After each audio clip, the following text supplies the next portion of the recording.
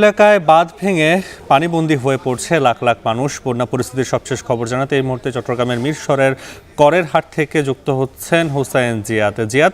নিরাপদ আশ্রয়ের খোঁজে আছে দুর্গতরা এবং সেখানকার আশ্রয় কেন্দ্রগুলোর কি পরিস্থিতি দেখতে পাচ্ছেন এই মুহূর্তে?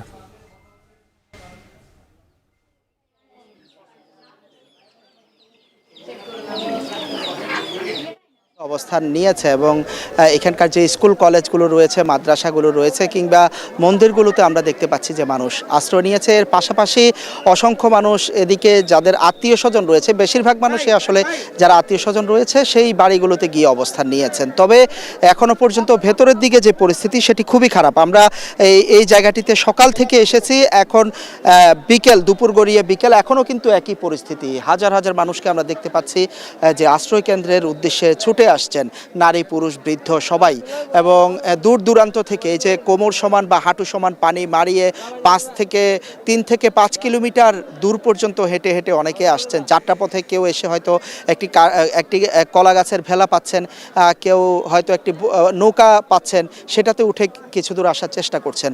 এবং আমরা এখনও দেখছি ভয়ার্ত চোখ, আতঙ্কিত মানুষ। আসলে তারা বলছিলেন যে গত 30 থেকে 40 বছরের মধ্যে এরকম বন্যা দেখেননি। আমি যেখানে আছি সেটি করের হাট এলাকা, মিরসরাইয়ের, এবং এর পাশেই কিন্তু ফেনী, ছাগলনাইয়া, শুভপুর, ফেনী থেকে শুরু করে জামালপুর, বারিয়ারহাট, এই পুরো এলাকা কিন্তু একেবারে একতলা থেকে দোতলা সমান পানিতে ডোবা, এবং অসংখ্য মানুষ এখনও বাড়িতে অপেক্ষা করছে টিনের চালে কিংবা দোতলা ঘরে, যে উদ্ধারকর্মীরা গিয়ে তাদেরকে উদ্ধার করবেন। আমরা দুপুরের পর থেকে দেখছি যে দেশের বিভিন্ন জায়গা থেকে উদ্ধারকর্মীরা ধীরে ধীরে বাড়তে শুরু করেছেন। এখানে আগে স্থানীয় যুবকদের পাশাপাশি সেনাবাহিনী, নৌবাহিনী চেষ্টা করেছেন। এখন নানা প্রান্ত থেকে আমরা দেখছি যে উদ্ধারকর্মীরা আসছেন এবং বেশ ত্রাণ সামগ্রী নিয়েও আসছেন, এবং আমরা এর মধ্যেই কয়েকটি বোট দেখেছি, নৌকা নিয়ে তারা বিভিন্ন জায়গা থেকে এসেছেন। তবে সবচেয়ে বড় কথা হচ্ছে এখানে ত্রাণ সহায়তার বেশি প্রয়োজন, এবং এখানে যেটি আমরা দেখছি যে এখন পর্যন্ত উদ্ধারকর্মীদের সবচেয়ে বেশি প্রয়োজন নৌকার, কারণ এই বিস্তীর্ণ এলাকা যেখানে ডোবা, সেখানে নৌকা ছাড়া যাওয়ার কোনো উপায় নেই। এবং অনেকে এসে যেটি বলছিলেন যে এমন এলাকা আছে এখনো, প্রত্যন্ত গ্রামগুলো বা এলাকাগুলো, সেখানে আসলে এখনো পর্যন্ত কেউ যেতে পারেনি, মানুষ আটকা পড়ে আছেন।